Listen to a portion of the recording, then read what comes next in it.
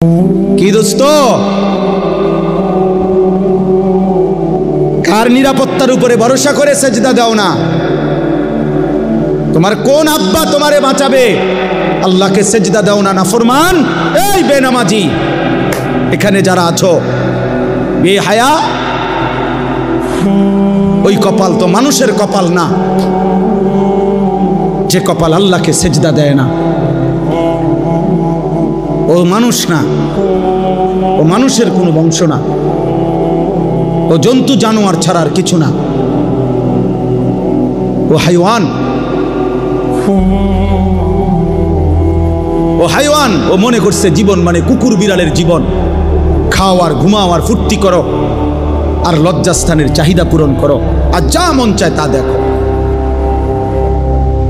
আল্লাহ আমাদেরকে হেফাজত করে। শেষ আমার কথা, গুনাহ ছাড়তে হবে, গুনাহ ছাড়তে হবে। বলেন ইনশাআল্লাহ। নজর হেফাজত করেন। নজর আজকে সবচেয়ে বড় গুনাহ।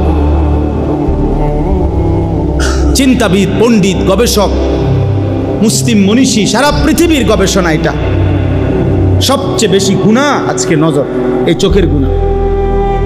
এই মোবাইল পাগল বানায় ফেলছে, এই নারীদের বেসামাল অবস্থা পাগল বানায় ফেলছে। আমাদের মা বোনরা মনে হয় যেন পাগল হয়ে গেছে, ওরা অস্থির হয়ে গেছে নিজের শরীর বাহারি রঙের রূপ যৌবন প্রদর্শন করার জন্য। একটা সময় ছিল রাস্তায় বাজারে সর্বত্র নারী একদিকে দাঁড়াইতো, ছাতি হাতে দাঁড়াইতো, আলগা রাস্তায় বাঁকা হইয়া অন্যদিকে ফিরত মহিলা পুরুষ পার হওয়ার জন্য। আর এখন পুরুষকে বলা হয় বাজারে হাঁটবেন কেমনে, মহিলার লেগে তো হাঁটতে পারতেন না। মানে পুরুষকে বলা হয় যে আপনার ইজ্জত বাঁচাইতে হইলে আমনে দাঁড়ায় থাকতে হইবে, আমনে দাঁড়ায় থাকতে হইবে। বেড়ি কিন্না সারলে যদি জাগা পান দয়া করিয়া হেবুড়ি যদি সুযোগ দেয়,